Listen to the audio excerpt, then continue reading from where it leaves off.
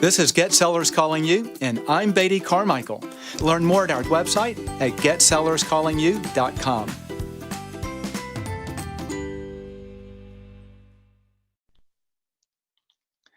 Okay, so welcome to another session of Get Sellers Calling You podcast. And this is where we focus on helping realtors get more sales and get more sellers calling them. And I'm excited to have a special guest, a friend of mine for many years now in the real estate world, Jenny Williams, also known AKA as the Six-Figure Coach. So Jenny, how are you doing? I'm doing great because I get to hang out with you today. So thanks for having me here, Beatty. Well, I didn't mean to talk over you, but you know that already in the past couple of conversations that we've had, I use the word genius to describe you and to call you by name. So that's exactly how I think of you and have throughout the years. So thanks for letting me be here. Well, I appreciate that because I think that actually goes both ways because a lot of the stuff I've used or some of the stuff I've used in my teaching and what we apply in helping our clients, I actually stole from you. So, this is what's really interesting. In English, when you steal from someone else, it's called plagiarism. But in marketing, it's called research. So I've done a lot of research with you, and I've loved it. And anything that I have learned from being in the trenches or the mistakes I've made, please use them. If we could just have everybody shortcuts and learn from everyone else's mistakes, my gosh, we'd be so much better off, right? Absolutely. Well, let me do real quick. I'd love to have you a quick introduction of who you are, a little bit about your real estate career, and maybe where you sell. So just so folks listening in or watching in can kind of get a perspective of who is this beautiful blonde-haired bombshell that's on the video. Who is this crazy lady? That's right, the crazy lady. Yes, I am completely passionate about what it is that I do. Mostly passionate about people, but all things marketing. In fact, I am obsessed. And one of my sellers recently said, "You are totally obsessed with this." Yes, I am.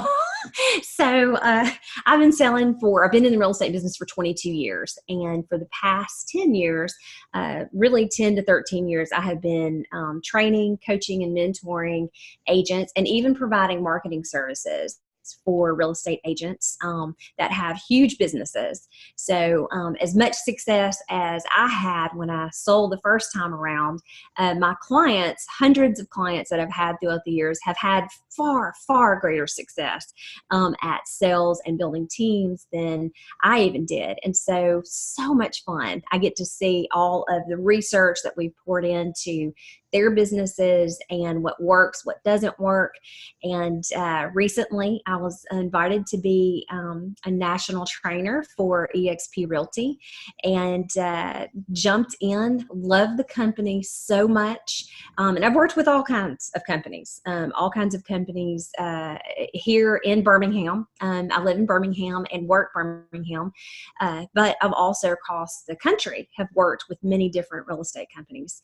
When I saw the power of this one, I jumped in fully committed and left all of my one-on-one clients to pursue this. So it is pretty much a big deal. Did that just really 2 months ago. So it is new. I am selling again. And I've put all of my whole year's coaching into an 8-week program that is group. We do it Facebook in a secret group, and I love it. I'm loving life right now. So. Well, that's exciting to pull you out of coaching and back into real estate. That says a lot because I've been where you are. I've been in sales. I've been in training. I've been creating systems, and I'm often tempted to jump back in. So that says a lot. That's pretty exciting. It is exciting, but I feel like I've got the best training to see what other agents made successful. I'm putting into practice. So I feel like a lot of those, like we were saying, those shortcuts, I have this time around. And when you introduce the podcast about how to get sellers, calling you more, that's the whole goal. That is it. That is the whole goal. And yesterday, I mean, I had a full day. I was working from 5 a.m. and had a listing appointment late in the evening. Walked in to the house 8:39ish, but my phone rang the entire time from the time I got out of the listing appointment until I got home, with other sellers calling me. And I walked in and said, I'm not sure if I can keep at this pace to my husband. I said, but this is the dream. And really it's happened in only 2 months. So I definitely have found a couple things that surely work, and I can't wait to implement more. I've just been busy. Well, so you've now created this huge interest. What in the world are you doing that's in 2 months has got your phone ringing off the hook with sellers? So what's that? What is that super secret? I'm taking notes right now. Well, you're going to laugh at me at first because through the years, I'm a huge fan of, and you've heard me say this over and over, the people that are going to help you the quickest reach your goals are the ones you already know, love, and trust, and they know, love, and trust you. So I am a database person. So I haven't been in sales for quite some time. Through the years, if one of my clients said, I have a buyer who's looking for a house like this, I would say, oh, I sold a house, to so-and-so and so-and-so, 7 years ago. Give them a call and see if they want to sell. So I have given out my sphere of influence and my past clients and my database to other people for all of these years. I look up and it's time for me to have my own again to reach out. And I have about 40 people, and that was stretching it because my sphere of influence are real estate agents. That is where I have been, and all of my love and attention has been there for all of these years. And you can't go back and be a jerk and say, hey, remember when I gave you that client? I need them back. Relationships don't work that way. So That's funny. So you gave away your business. Now you're trying to get back in. So still, let me make one quick comment because I heard something a moment ago. So this is an internet interview. So if there's some degradation of the video, the audio, just know we're doing it over the internet. So you've only got a list of 40 people right now, or have you expanded that? I probably interrupted you where you're going. Oh, no, you're totally fine. Yeah, and please just say stop for a second. So yes, I have about 40 people. I have not expanded that much, but what's funny is the people who know, love, and trust me are the same that I've had in the coaching business. And they are my referral partners. They're my lenders. They are my stagers. They are the people that sponsor my events. And because I've always made sure to give to them, they have given to me. And when I have reached out, they already trust me. So I am working with a lot of their friends, family, clients, relatives, their sphere of influence. So the very first thing that I had to do was to get back in announcing that I'm in real estate. So one letter that I sent out announcing, I got 2 referrals off of it out of 40 people. I actually had an event where 12 people came, was all. But I could only invite 20. But it was a very small, intimate event for ladies that we build bath bombs together. And it was called You're the Bomb Bath Bomb Party. So that was fun. But getting FaceTime back with people again and letting them know that I'm here to help them in real estate. And it didn't hurt that my very first listing that I took, which was also a referral from someone that works with Get a Real Estate Life. He is my social media and PR marketing person. His best friend needed to get his house sold because he was relocating to Seattle. And I had to interview with him. I had to interview with the guy who works with me, right? Because he hasn't seen me in this arena. He's only seen me helping other agents. And I had to interview with mom and with dad. Once they knew they were comfortable, I ended up selling that house in just a few hours. And so having the success from that, I can take and I have those conversations with other people. So tell me now, so you've got some great relationships with I'll call them vendor type relationships Right. in the industry. But if I'm a not a new agent, but maybe a new agent, but if I'm a typical agent, I may not have quite the strong relationships there. What do you, as a coach for the last 10 or 13 years, as you have seen these large agents really start to grow, what are some of the things that you have found to be most effective in growing your business? As a brand new agent. In fact, I'm a mentor at EXP to brand new agents that have closed less than one that join the company. So I am with them, helping them get in production. We have to start with zero. We have to start with the first thing. So of course, naturally, the first thing I'm going to tell them to do is exactly what I just did. You have to get a list of people who know, love, and trust you. And that is the first step. The goal is to get to 150. So I'm working on getting to 150. I've had to be very intentional on going out and meeting new people in the community that are connectors. For instance, I started a radio show specifically about the area that I live in and target and work. It's called Life Along 280 in Chelsea. And because of that high reach, it allows me to promote other small businesses that are also in that area. From there, I'm building great relationships and I am working with connectors. The mayor of Chelsea was one of my first guests. And so he's someone that I need to know, that he needs to know me and the value that I bring. So I work with these brand new agents and tell them we've got to start there. We've got to start with the people who know, love, and trust you. Then we want to move into how do we meet the connectors that are going to make a difference quickly, right? Because if we don't have a quick start, people will get very, very discouraged. You're preaching my song because I love working with that personal list.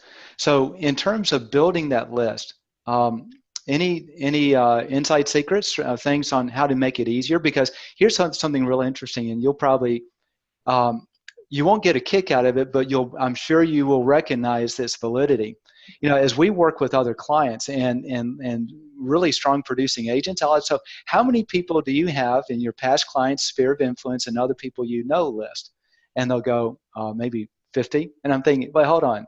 You do 15 million a year and you only got 50. So what are some things that if I want to build that list out, okay? So this is actually a twofold question. Right. Why is that list so important? And what's the easiest way to build it out? Okay, so if people, the list is so important because, again, these are the people that trust you, so they're going to be more likely to refer you, but you have to train these people to be your foot soldiers. They're not just going to know what to do. They have to be taught and trained what services you bring to the table, how you can help, and how they will not be ashamed or embarrassed to refer you. Because my husband, actually, he's a home builder, and he has gotten to the point where he's like, I'm not giving out any names because people do a great job for me and then they don't show it for other people and it makes me look bad. So we don't want that. We want to train people to feel confident that they're giving the right choice, because people do worry about that. They want to make sure. We all want to look like heroes.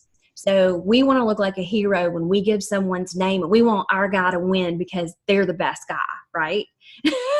So it's so important because of that. Once you teach them how to fight for passing your name along, or getting people to actually work as a sales part of your team, an unpaid sales part of your team.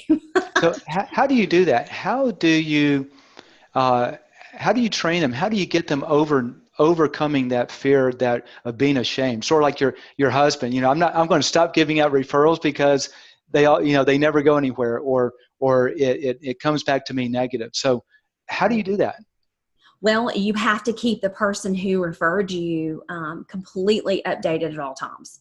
just had this conversation. Just want you to know I've gotten this, this, and this done. Just want you to know. For instance, I had someone that, like a vendor relationship, like you were saying, send me one of her really close friends a 500 plus $1,000 house to put on the market. It goes live this week. And it had been on the market previously with a different agent. That's a fantastic agent, an agent that I've worked with, that I love. And this is actually happening to me over and over and over and over again. And I'm not sure if I'm handling it well, but I'm doing my best to try to make sure that I stay respectful. Yes.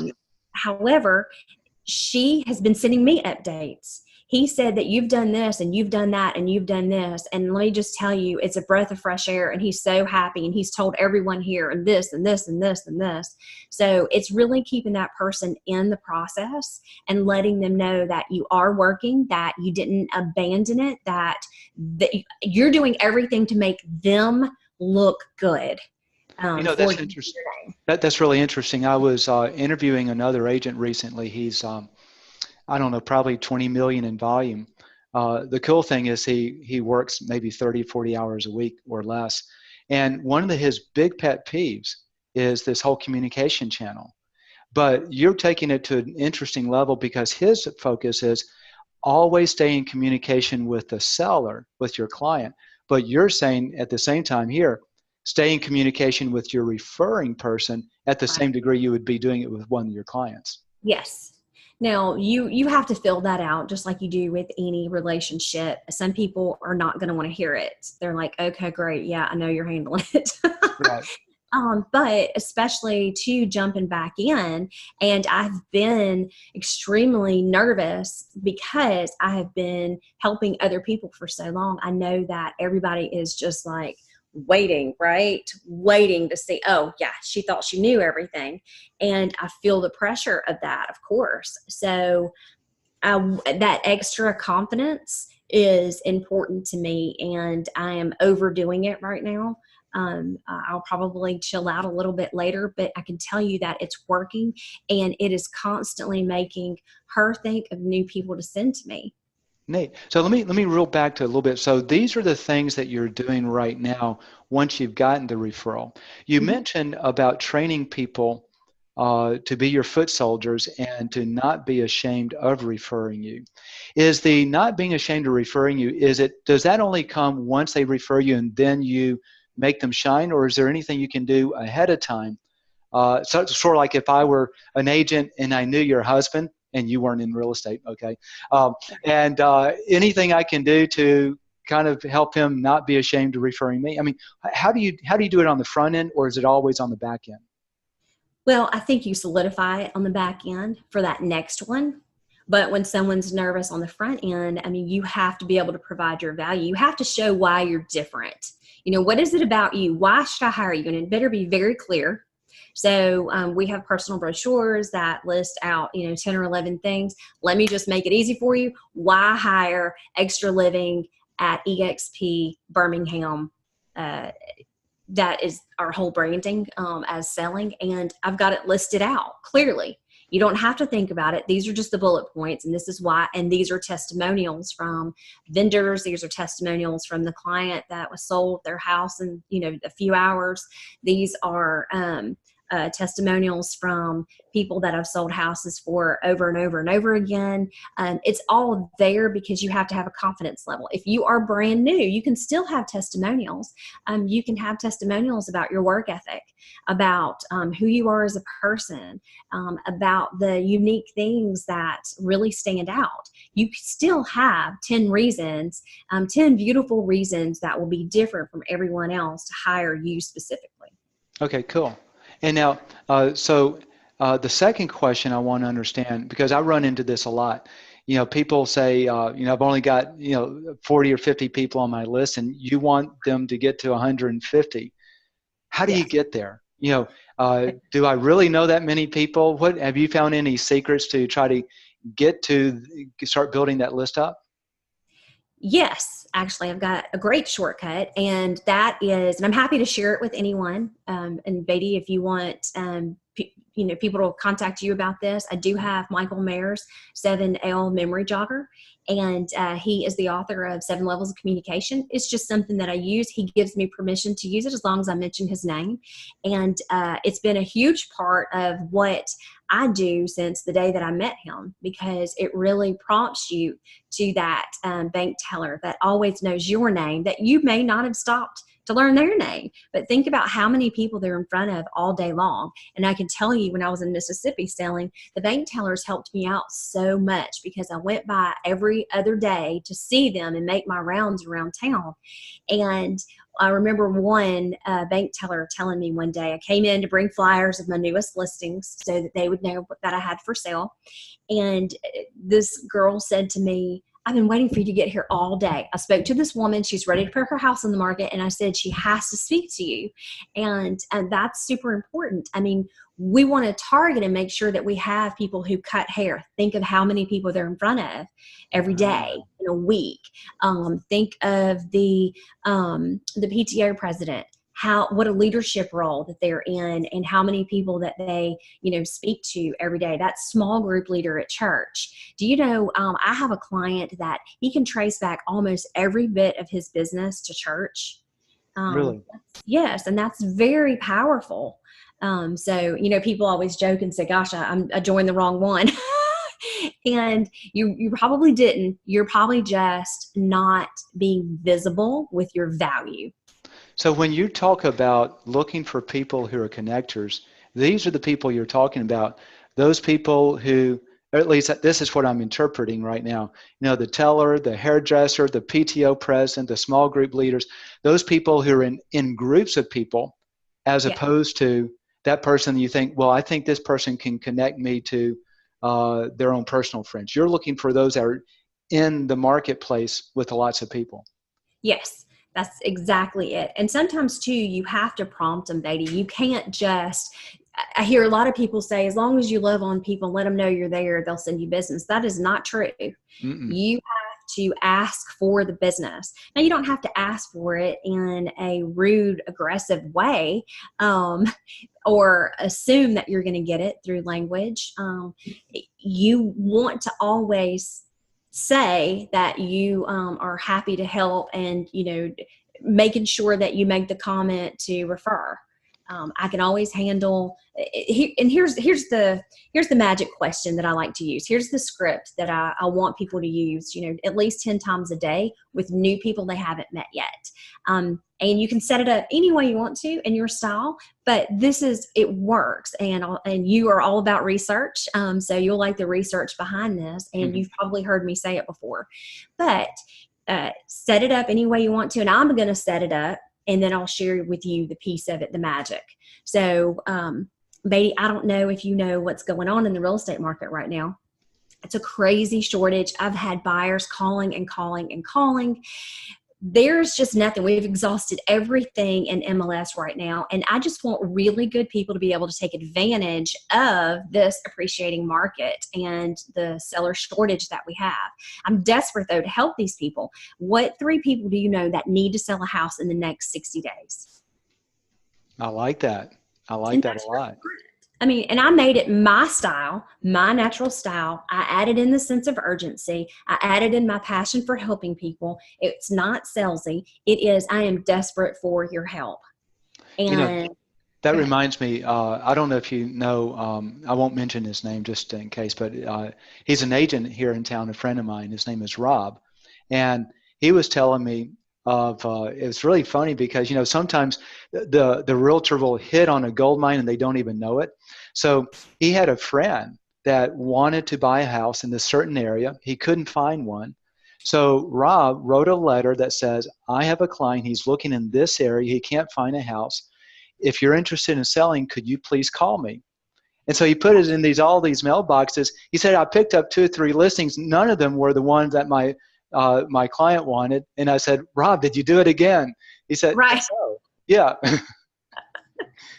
I know. We actually have a letter that for our coaching clients that is already written that has had success time and time and time again for reverse prospecting that exact way. And yes, I had one client pick up 2 listings in one neighborhood for that and actually sold it to the people that he was working with, the buyer that he was working with. So that absolutely does work. And no, because it works, agents normally don't do it again. I know. Yeah, that's just crazy. Hey, I've got to come back to one of Yes. these things. So, because the personal list is so valuable. Your group of 40 has been ringing your phone off the hook, basically. Yes. Um, Talk to me, if you were just to list off the top of your head, who are those connector type roles so that people on this call, they can start to make a list of people that fit those roles? Who will they be? So a lot of times it's going to be your lenders that have leadership roles.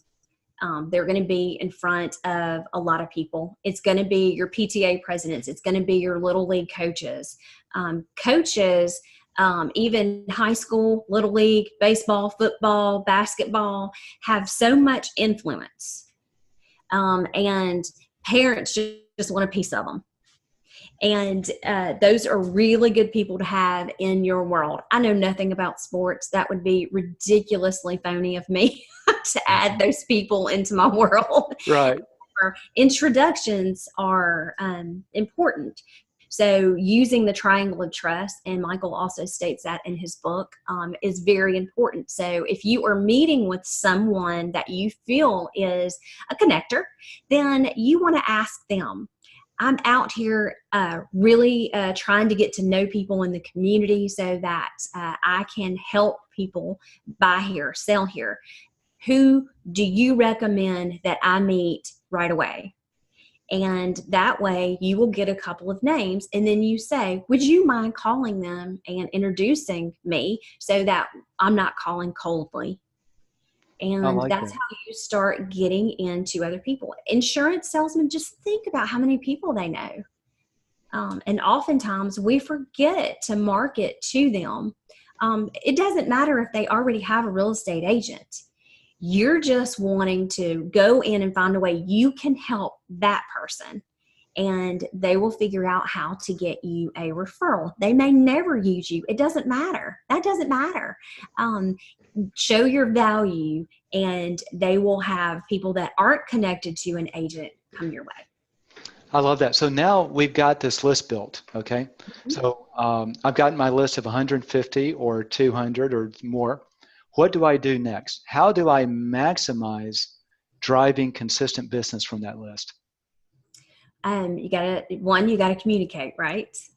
And then you have to do it often. You have to be so visible these days. It's not something that you're going to send out once a month or once a quarter. And agents are terrible about, well, I send out one Christmas card every year.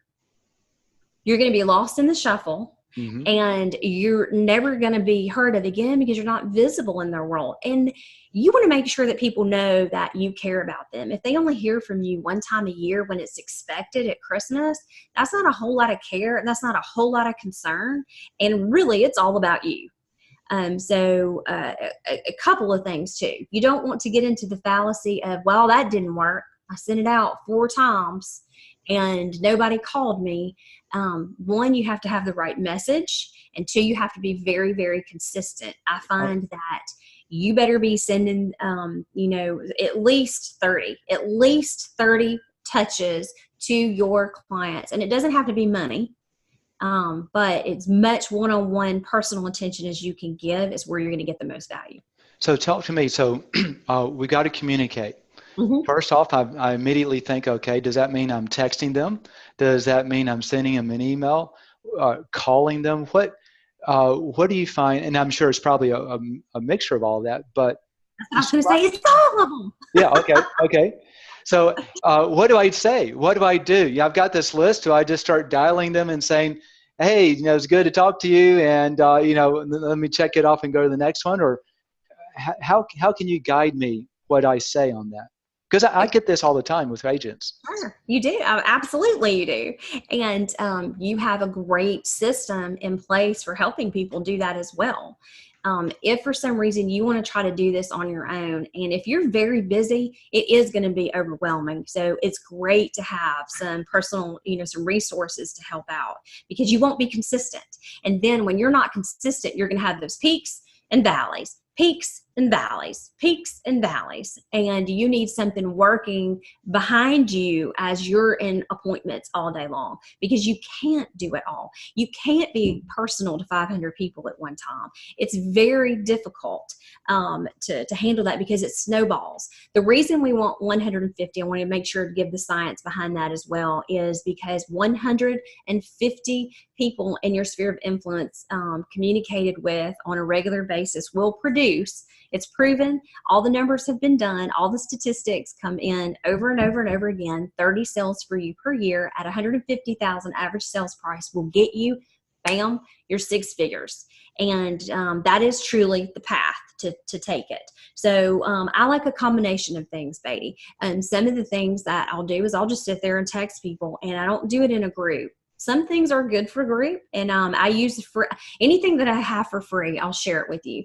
I use an app called Group Text, and it's free. I think they may charge just a little bit to download it now, but whenever they respond, it'll come just to you and it won't come back to the group.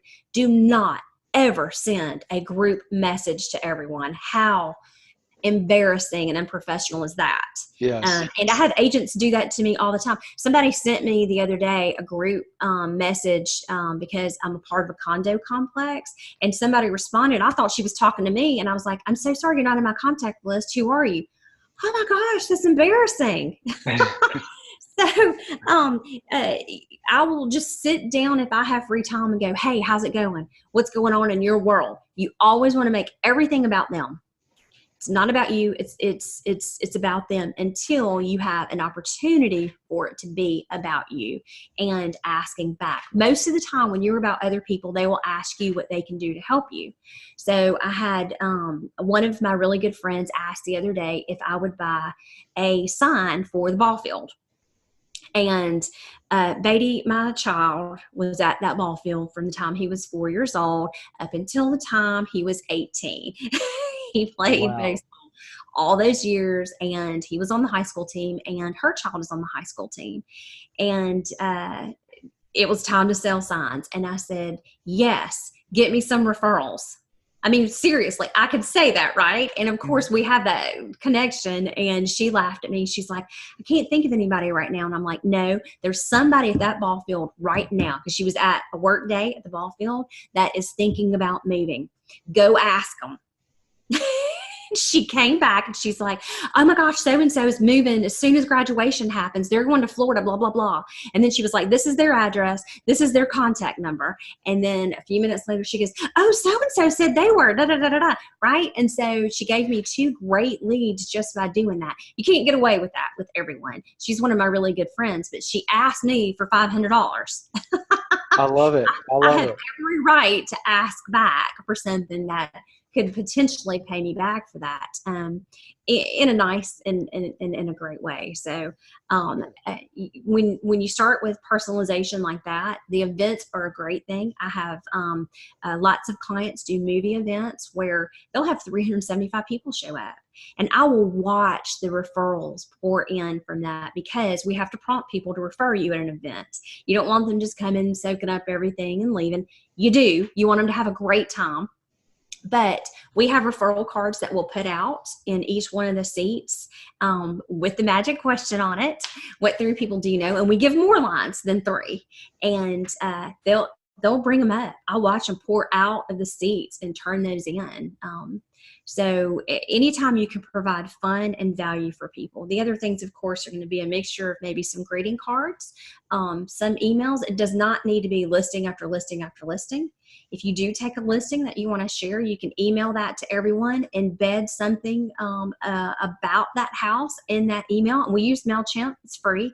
And you can send that out and say in the subject line, please, please share this with someone who, and then describe who that person is that's perfect for that neighborhood or for that house itself, so that you could get some shares out of it. because you're asking for interaction. You're asking for help. It's not promo. Look at me. I did this. Look at me. I did that. You're going to put that in. You're going to sprinkle it in because you want your success stories there, because you want that confidence to refer. But that just gives you some good ideas there. And there are lots more that you can do. Newsletters are a great thing to do. You just need a mixture. Don't hammer people with emails constantly if they don't have value. This is interesting because what it sounds like is, and I know it is, you're taking a very deliberate approach to nurturing the list. In your free time, you're just texting little personal messages. You're doing the movie events. You're doing these events over here, sending something to MailChimp. You're just always there, but it's really deliberate. So it sounds overwhelming. How do you systematize it? How do you structure it so that it doesn't fall through the cracks and you're up and down like you were talking about earlier? Well, the best way is to plan out everything that you're going to do for the whole year and schedule it. So then you can have a really good feel for when you need to have things ready. Now, working with agents for many, many years, we did that with custom marketing plans, and it is very difficult to get their approval and okay, and then the time lapses. So it can be a struggle, but just sitting down and then reviewing it once a quarter. We said we were going to do this. When are our deadlines to have it ready? When do we need to approve it? When is it going out? And it doesn't have to be completely written. Some of your greeting cards can be, and some of your events can be. Some of your calls and text messages can be planned. But you can kind of, like the emails, find what your topics are going to be. It's got to be value. So it's either what's happening around town this week, or here's some money saving things you can do for this week, ways that you can give back. So it's not all real estate. And you can be flexible with the messages of those, but getting a good topic. Those things will help you get it done. But what my real answer is just call you and you can take care of it. I love it. Yes. We'll put in an unabashed plug at the end of the call. Well, I know I've done this job for many years. Just get someone else to do it. It's what's really funny, not to plug us, but just to springboard off of that. When as we started working with a lot of agents across the country, one of the common theme of why people said they did business with us is because they don't know what they're doing, number one, or number two, they just need something that's automated because they keep trying and it falls flat, and then they forget to do it, and they just want something consistent. And there's a lot to be said on that. Right. I want to shift topics a little bit and go off at an angle real quickly, because before the call started, you and I were talking about your Christian faith. Yes. And talk to me in terms of how does that influence what you do as a realtor, and how do you kind of apply it as a realtor, or does it make an impact at all?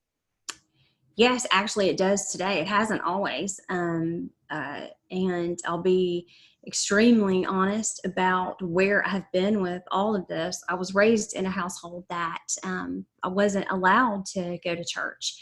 My dad was Catholic and my mother was Southern Baptist, and they didn't see the need for choosing and deciding and putting us through a certain path. I believe that my mother had a lot of scars from, religion, from the whole deal. So it wasn't talked about. It wasn't, I just didn't believe because there was nothing for me to believe. I wasn't compelled by anything. I've had different people reach out to me throughout the years, though. I had one man that I was a bat girl for the baseball team when I was in high school. And he had some mental issues, but he was so faithful. He was so faithful. And for my 16th birthday, he just prayed for me all the time. He saved his money, bought me a Bible that had my name engraved on it. How neat. It was really so special, but I am stubborn. That didn't move me much. It moved me because he thought so much of me to do that. But now looking back, I see where that came from. That was just trying to soften me up and listen. And I didn't. I just kept doing my own thing.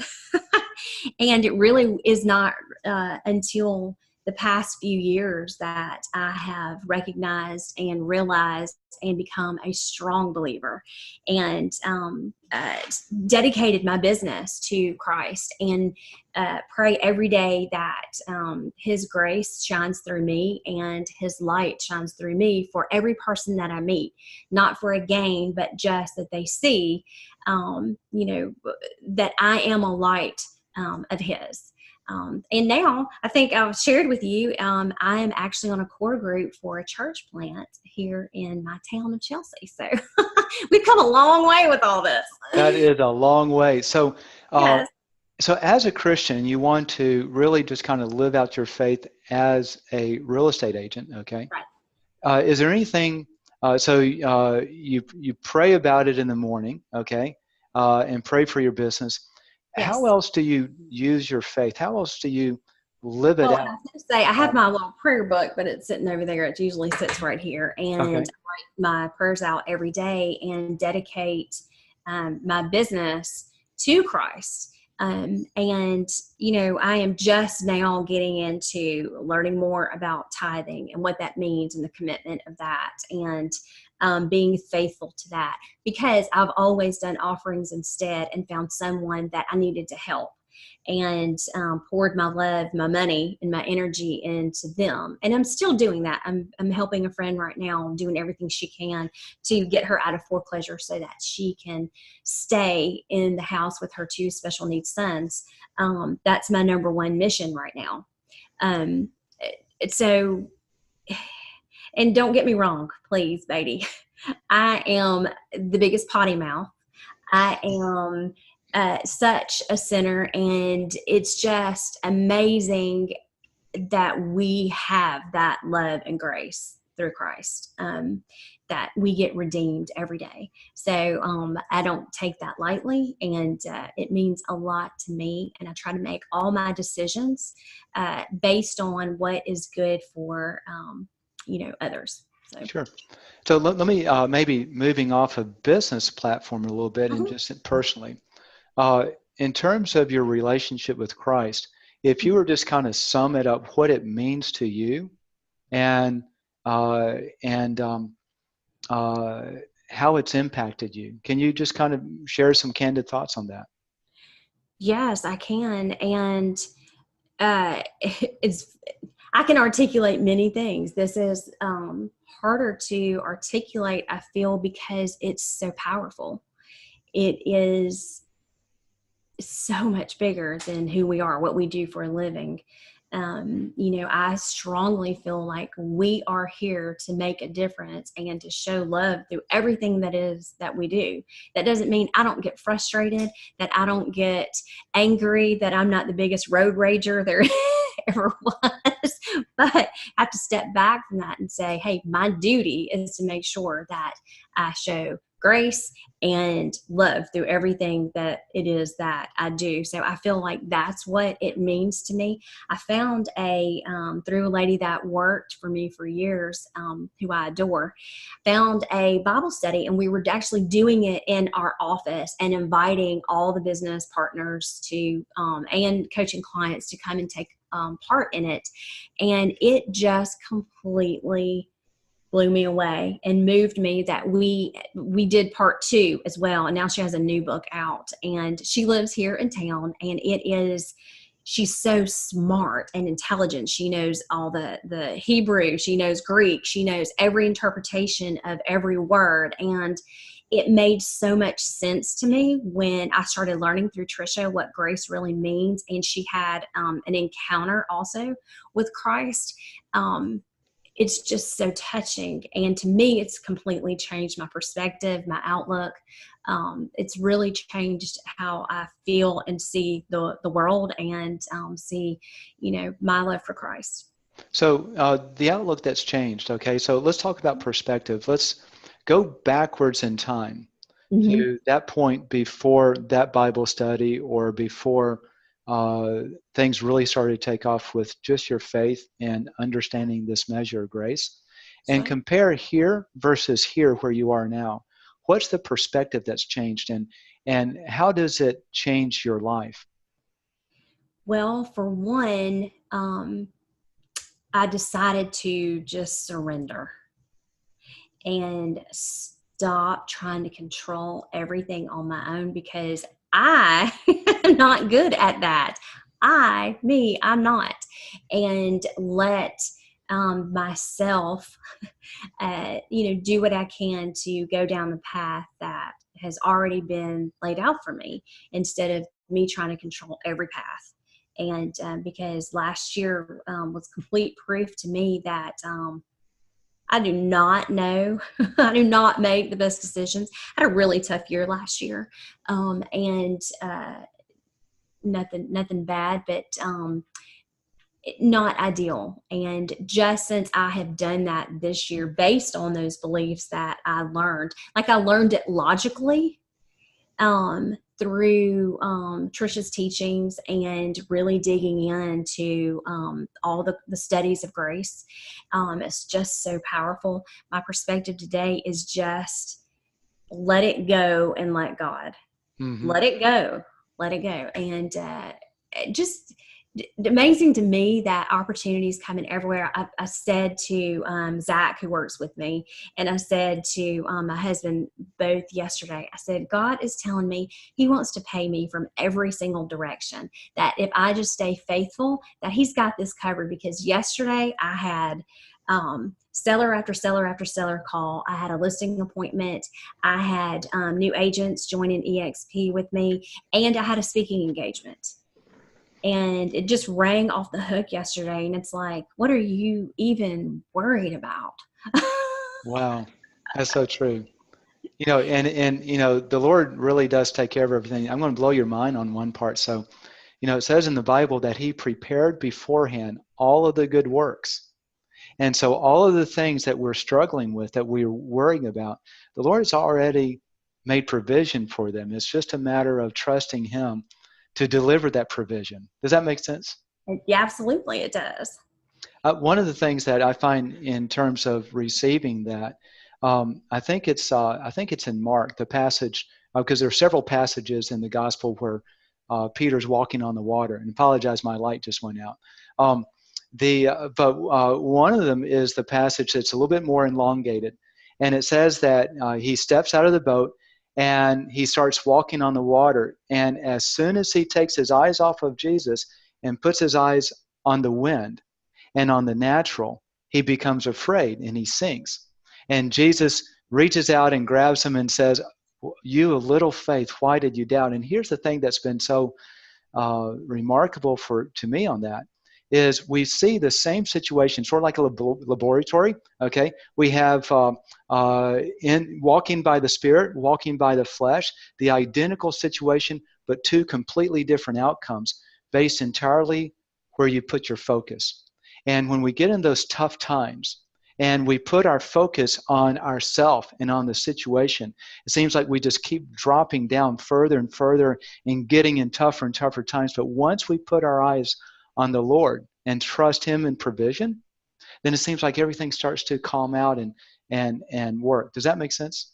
Absolutely. I see it completely. See it in other people's lives all the time. And it's always easier to see other people's blessings or other people's gaps, more so than ours. But yesterday was the perfect example of being showered with gifts and knowing that you actually are walking the right path. So for me. So true. We're getting close to the time of wrapping up. Is there anything else that you would like to share? Anything that we've talked about? Anything from business, from personal? Anything else before we start to wrap up? Yeah, two things really. One, I did not mention one of the other things that I've had to do to build my sphere of influence, and that's call expired listings. And that's been fun for me. Uh, when the very first phone call I made, my hand was shaking like this. I understand. Yep. I just haven't done it in so long. And so I had one of my clients who I adore, and she's at EXP with me. I made her come to the house and sit in front of me, and she made calls, I made calls, she made calls, I made calls, because I knew that I wouldn't do it. And I would find every excuse not to do it if she wasn't here making me. And I was doing it. I was making excuses while she was here. I need to research it. No, you don't. You just need to call. Wait a minute. I want to see what it looks like. No, you just need to call. And then I said, well, if I say this, and she goes, you tell us what to say every day. And I said, you're right. And I made the phone call, and my heart was just pounding. He probably heard it on the voicemail. It went to voicemail, and I left a message, and I said, I don't know if that's going to work, but I'm going to give it another push. So I went over to the house, and I wrote a letter about a recent real estate transaction that I was involved in. And that was kind of similar to what I saw with his house. And I left one of those big popcorn tins with the letter by his door, and didn't hear anything. And a few days later, he called and he said, we just had the best voicemail from you. We loved it. Your voicemail was the best. Your letter was the best. And oh my God, I wanted one of those popcorn tins for Christmas and didn't buy one. I love it. And it's $5, right? And he said, you have to come over. You have to come over. They loved everything I said until we got to the price. And I'm just going to be honest with people. I'm just not going to be one of those, I'm going to list it for this and try to get you down later, because rarely does that work out. So I did crush their spirits, but it was a house that had been on the market 3 different times and didn't have one showing. So I had to be completely honest. But it made me feel good, because the very first phone call going back in, I got the appointment. And that's what we need every single time. We have to have appointments. New client appointments are what feeds us. And I am super hyper focused on that listing appointment. The buyers will come. They will show up. They will come out of the woodwork. They will call on your signs. They will call from your internet presence. They will call from your Facebook presence. Don't worry about chasing the buyers. They will show up in your world. Find the listings that you can help. And so the second thing I wanted to say was that one of my clients who came to me years and years and years ago, he was worn out, and he had closed 60 transactions, and he said, I want to do more, but I cannot work another minute. And that was because he was working all the buyers. And I said, we've got to shift you to a listing agent.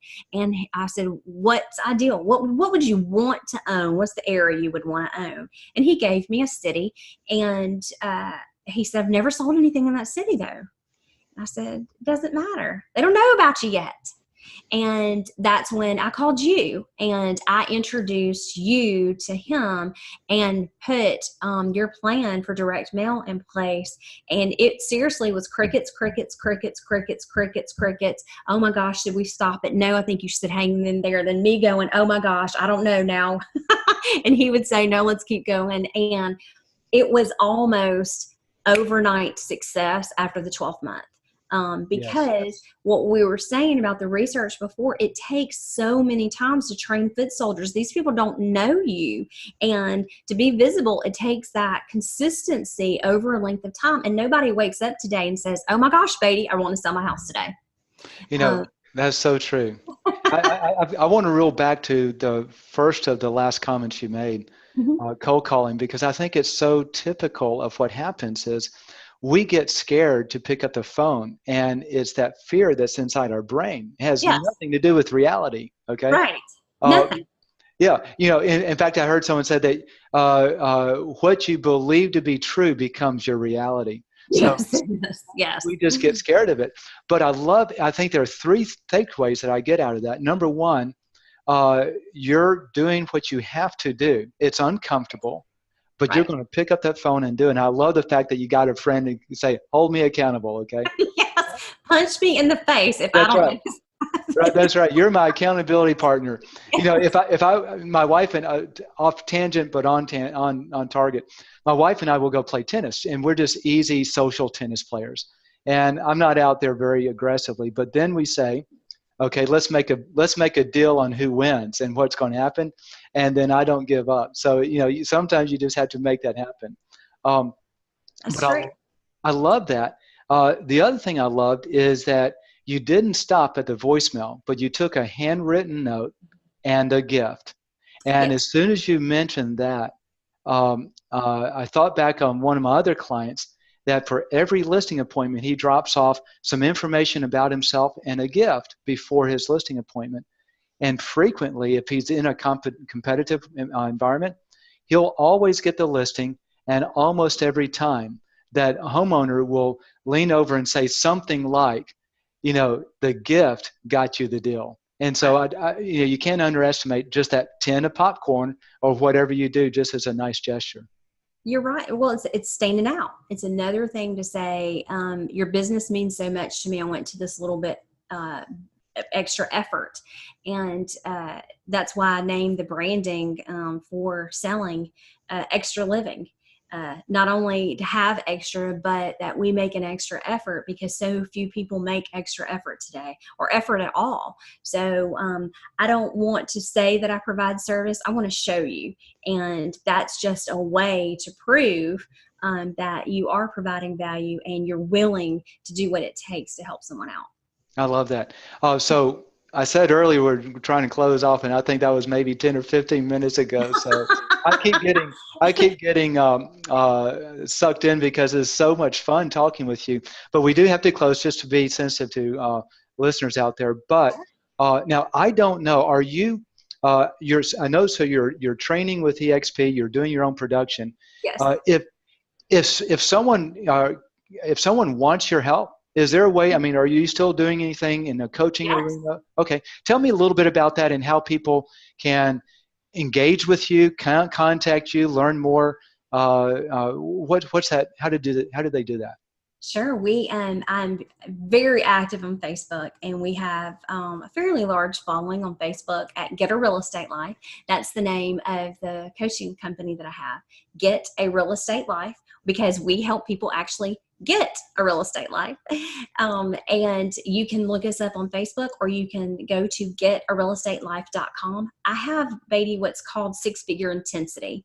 And it is what it says. It's 6-figure intensity. It is the path. I've taken a whole year of one-on-one coaching and put it in 16 sessions that last for 8 weeks. So it's 2 sessions a week for 8 weeks, and we do it in a private group on Facebook. And it is examples, it's materials, it is heavy how-tos, what to do every single day to fill your calendar. All based on my 6-figure day, a point system that I created years ago to ensure that you aren't fooling yourself and you're actually being productive. I'll give you my cell number. It's 205-223-1044, and text is normally the fastest way, but I can tell you my phone's been blowing up. I have about 319 text messages I have to answer today. But it still is the fastest way for me to get back with you. And I'd love to meet you if you just want to chat. So. And let me just put a personal endorsement for Jenny on that. She really does a great job. A lot of the top producers here in our city, they've been coaching with her, and that's one of the reasons they are top producers. So let me really strongly encourage you to do that. So we got to wrap up, but if you do like this podcast, Get Sellers Calling You, be sure to subscribe to it. Be sure to like it if you're on iTunes or Stitcher or watching it on YouTube. And we've loved just being able to share some great stuff with you. Jenny, thank you so much for your time, and thank you for sharing your life. Thank you so much for allowing me to be here. I always love chatting with you. I do too. Well, y'all have a great day, and thanks. If you enjoyed this video clip, please share it on social media. Also, be sure to get our step-by-step training program on how to double sales and referrals from your past clients and sphere of influence. It's actually the easiest way to grow your business fast. It's completely free, and you'll find it at our website right here on the left at getsellerscallingyou.com. Thanks for watching. Have a great day.